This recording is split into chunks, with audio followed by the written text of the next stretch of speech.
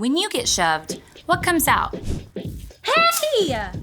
Just like a cup spills what's inside, when we're riled up or something tough happens, we spill what's inside too. I can't believe this! Yeah? I don't like you either. This is taking so long. But under pressure, the good stuff can come out too. Okay, that really hurt, but I'm not gonna stay mad. Hey, let me give you a hand with that. I wonder why he said that. It would be great if you could just flip a switch and suddenly only wise, kind things come out when someone irritates you or makes you mad. But it doesn't usually work that way. Instead, the more time you spend with Jesus reading and listening and praying, the more you become like Jesus on the inside. You start to become more loving, joyful, peaceful, patient, kind, good, faithful, and gentle. And over time, when something makes you mad, hey! Could you play with that somewhere else, please? You can start to respond to others with forgiveness, to show care and concern. You can start to love others like Jesus. Then God can work through you to change the world around you. That's why loving like Jesus is an amazing way to worship God with your life. It's a way to praise Him with all of your heart. Because worship is about more than just singing loud. It's all about living loud.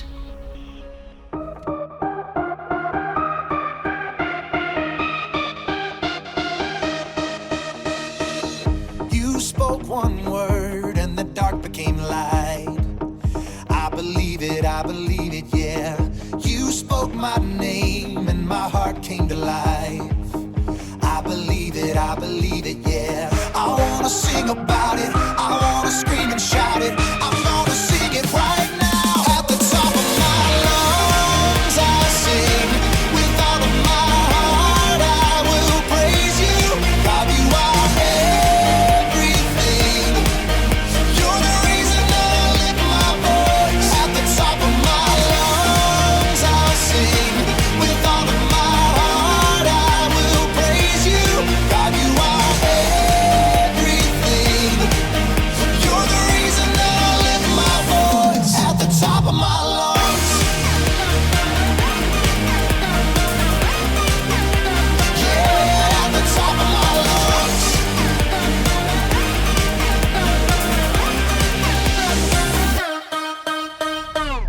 You're all I need every day in my life. I believe it, yeah. You're all I need, always here by my side. I believe it, yeah. I wanna sing about it, I wanna scream and shout it. I wanna sing it right now. At the top of my lungs I'll sing. With all of my heart I will praise you. God, you are everything. You're the reason that I lift my voice. At the top of my lungs I'll sing. With all of my heart I will praise you. God, you are everything. You're the reason that I lift my voice. At the top of my lungs. Yeah, at the top of my lungs. Oh, at the top of my lungs. I'm gonna scream it, oh, I'm gonna shout it. I'm gonna sing it out. At the top of my lungs. I'm gonna scream it, oh, I'm gonna shout it. I'm gonna sing it right now. At the top of my lungs I'll sing. With all of my heart I will praise you. God, you are everything. You're the reason that I lift my voice. At the top of my lungs I'll sing. With all of my heart I will praise you. God, you are everything. You're the reason that I lift my voice. At the top of my lungs I'll sing. With all of my heart I will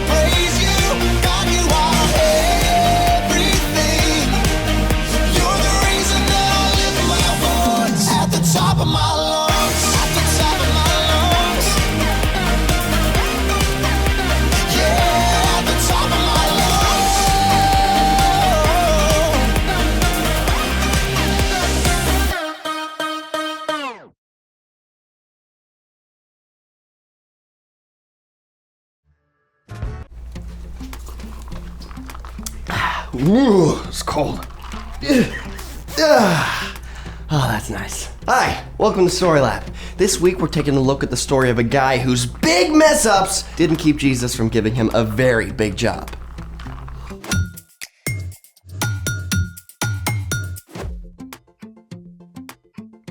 Hey, I'm Zeke. And I'm Carter. All month we're talking about what it looks like to live like Jesus. Hey, is this my new hoodie? Oh, yeah, the AC is freezing today. I knew you wouldn't mind. Actually, I just got it, so please be careful. Food! Zeke! What? I'm so sorry. I'll fix this. Do we have club soda? Oh, stain remover. You know, I've actually heard human saliva can work quite well. Ew, no, stop. Dude, it is just a shirt. Plus, I have a fail-safe way to get the stain out. Oh, an experiment. Great, I'll grab the stuff. Just tell me what you need. I can get whatever you want. I bet this will work. Here's a sponge. Where is the dish soap? That won't work. Here it is. And let's make it. Zeke, Yeah? my no-fail solution is to just hand the hoodie over to my dad. He's a whiz with laundry. Oh, so we're not doing an experiment? Well, actually, I do have one that uses dish soap, and it'll probably come in handy at steam camp too. Oh, wonderful. Then let's make it.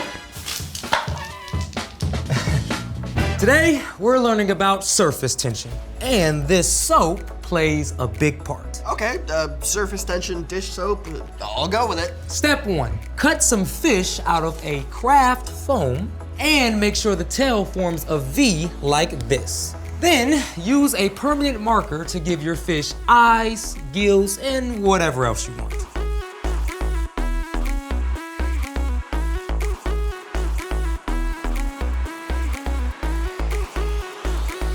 Oh, you can even add googly eyes. Well, let me know how many to make. I'll let you make a whole school if you scale back on the puns. Okay, this is my official last pun. Good, because I challenge your fish to a race. You're on. All right, fishy, it's swim time. Oh, man. This race is for the fishes. Well, that's because we're missing one crucial ingredient. Oh, the dish soap. That's it.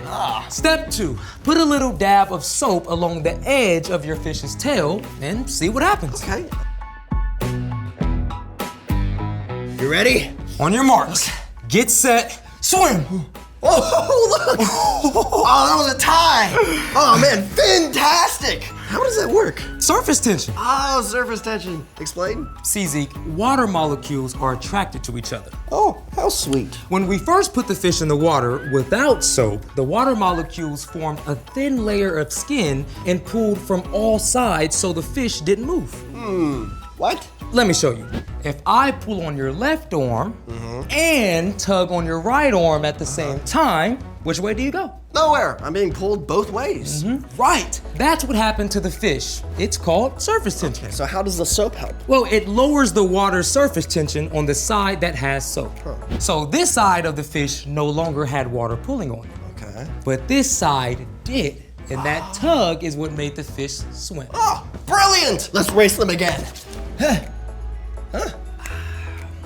Oh yeah, now the soap has spread everywhere. Oh, it contaminated the water. Yeah, and the surface tension was lowered everywhere. So we'll probably have to start over with a new fish and some new water. Well, I have lots of fish. Actually, so does our story. Oh. It's time for... The story before the story.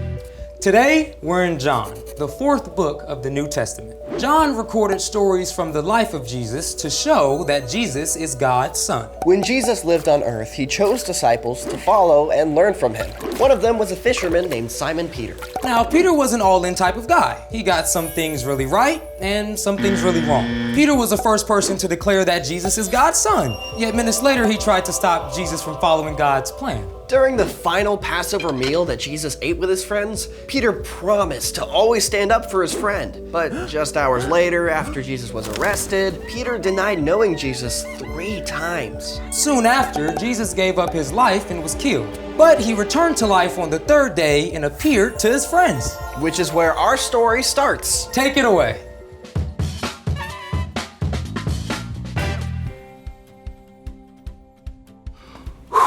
Hey everyone, I'm Brian. Today we're talking about forgiveness. But before we get to Peter, I want to share something that the Apostle Paul wrote in a letter to the church in Colossians. Put up with one another. Forgive one another if you are holding something against someone. Forgive, just as the Lord forgave you. And we're about to see this in a big way in Peter's story. To start off, can you imagine how awful Peter felt about denying Jesus? Even after Jesus returned to life, I'm guessing Peter's excitement was mixed with feelings of guilt, you know? Jesus was back, but none of his friends knew what would happen next, and Peter was sick of waiting around, so he announced, I'm going out to fish. Several of the other disciples came along, but just as on the night before Jesus first called Peter to follow him, the men caught 0 fish. Early in the morning, a man called out to them from the shore. Friends, don't you have any fish?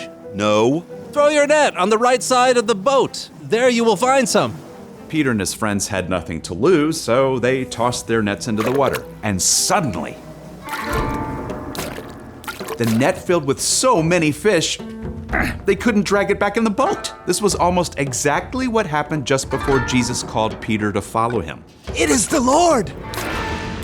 Peter was so excited that he didn't wait for the boat, but leaped into the water and hurried to Jesus. Bring some of the fish you have just caught. Come and have breakfast.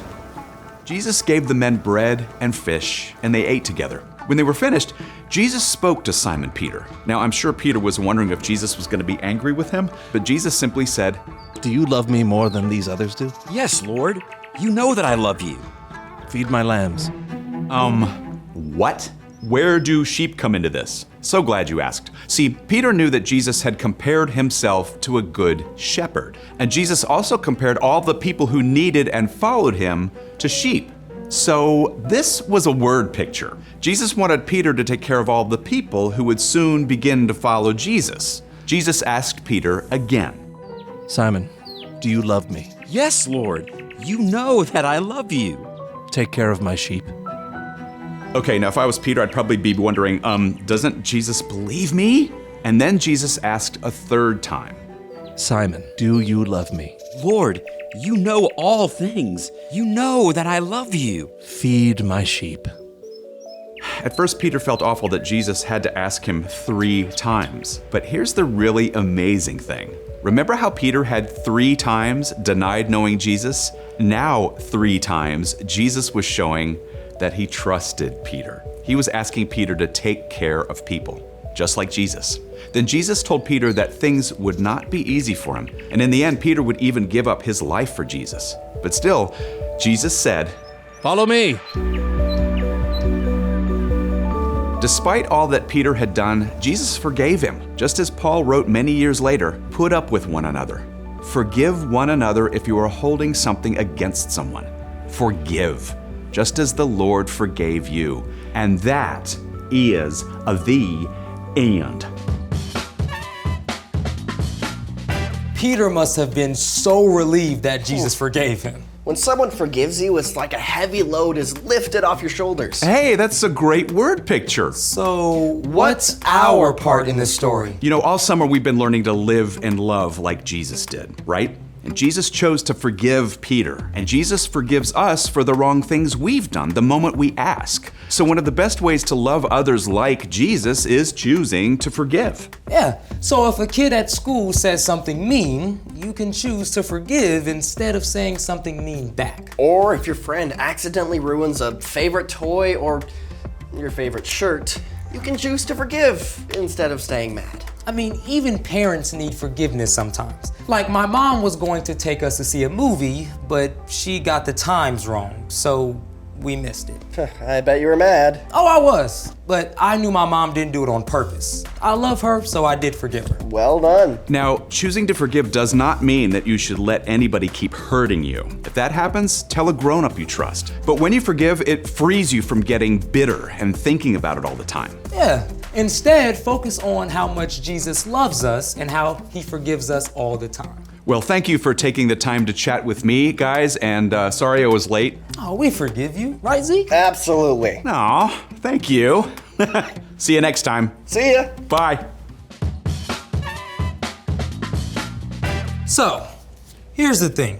Forgive one another. Whether your little brother knocks down your epic block build, Or your friend spills soda on your brand new hoodie. yeah. Sorry. Don't worry, bro. I forgive you. You think your dad worked his stain magic yet? Ooh, let's find out. Oh, The stain is wow. gone. Your dad is a genius with whatever mystery soap he used. Speaking of soap, let's raise some more fish. Oh, you are on!